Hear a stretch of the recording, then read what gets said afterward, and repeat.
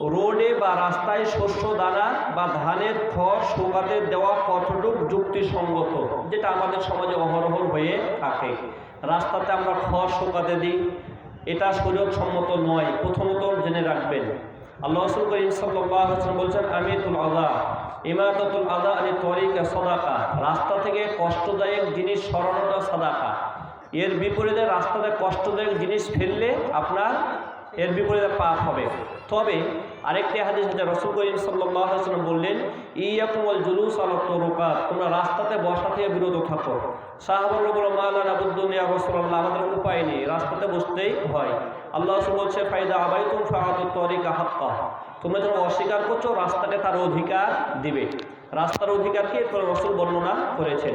ঠিক না, আমাদের যদি খড় কোটা শুকানোর কোনো জায়গা একান্ত না থাকে, নিরুপায় হয়ে আমরা রাস্তাতে শুকানোর চেষ্টা করব এবং